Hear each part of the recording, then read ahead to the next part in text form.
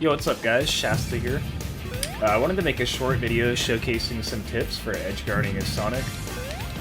Now this guide isn't meant to answer every specific matchup, specific question, or how to edgeguard every character in the game, but more it's to help your fundamentals so you can determine what the best edgeguard is yourself. With this said, let's begin.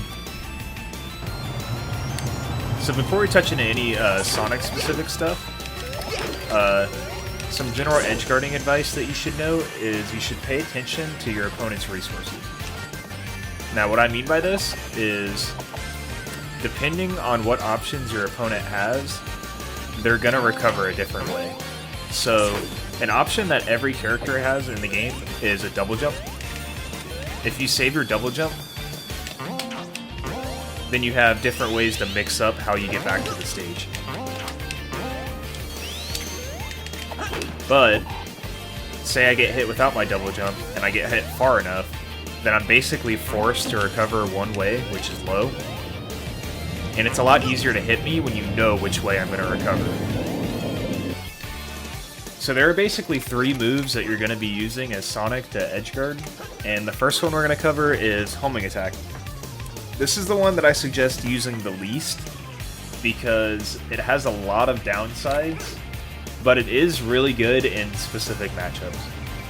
So first, to cover the downsides, if you use it below ledge and you're not targeting anything, it'll just straight up kill you.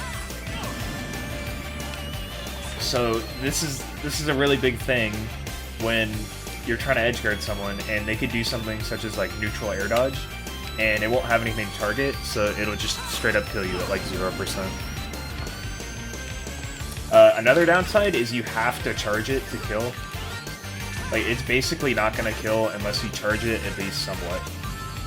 If you want to make it a little safer to use off stage, you could also, against characters like Yoshi, where they kind of hover around the ledge when they recover, you can just straight up charge it at the ledge. And then if you whiff, you're center stage, which is a good place to be. Or if you're on the ledge, you can do it right on the ledge like this. And then instead of falling into the blast zone when you whiff, you just hit the stage and bounce off. So the main strength of homing attack that makes it good for edgeguarding is if you use it when you're 100% certain that it's going to hit. And this goes back to earlier when I was talking about your opponent's resources. So say your opponent burns their double jump and they don't have an air dodge, then it's safe to go for it because you know that you're going to at least be targeting them. Another example is Young Link. If you hit Young Link out of his tether, you can actually hit him low enough to where he's forced to up B, and then homing attack is always going to target his up B. The main tool you're going to be using to edgeguard as Sonic is forward air. This is because it's one of his fastest aerials, tied with up air. And if you jump off stage, I mean, you're already facing them to do a forward air anyway. So it's really good for edgeguarding. It's also slightly disjointed in the front of it, so it can also sometimes beat out certain recoveries if you time it. Back air is a lot more situational because back air obviously has a lot more startup, and you also have to turn around before you can use it. So it's more of a commitment, and I'd say more of like a read, but a reason why it's better to hit that instead of fair is obviously back air kills a hell of a lot earlier. So if you're confident you're going to hit someone with it, you can go for back air. Or if it's a character where you can only really trade with their recovery, back air is good because say you're fighting someone like Roy. Roy's recovery is pretty much going to beat your forward air every time. But if you run off in back air, you can at the very least trade. So the last tool we're going to talk about is Spring. And Spring is really useful for edge guarding. So it's low commitment. It's still some commitment because you're still, you know, you still have to come down from after you spring. But it's compared to the other edge guarding methods, it's pretty relatively low commitment.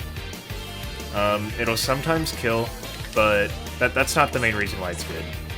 Because if you're playing a better opponent, they'll most likely tech spring every time they get hit by it. The reason it's good is for positioning. So, say you want to get this K. Rool in a position where you can hit him with forward air, or back air, or any other move. You can actually use the spring to push him forward and make it easier to hit him.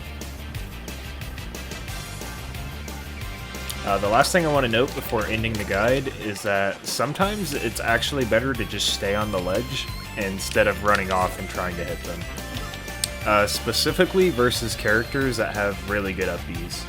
So for example, Game & Watch, his up B will stage spike you at like 50% if you don't tech. And it also has priority over like everything. Another example is Roy. His up B just completely overrides basically all of Sonic's moves. It'll sometimes trade with back air, but most of the time it'll just go through it. So against characters like these, it's better to just try and use spring to position them in a way to where you can hit them. So for example, against Roy, you can spring in front of them to try and get them to recover high. And while they're coming down from their up B, you can F-tilt them or F-smash them. That concludes my edge guarding tips guide. Thanks for watching, everyone.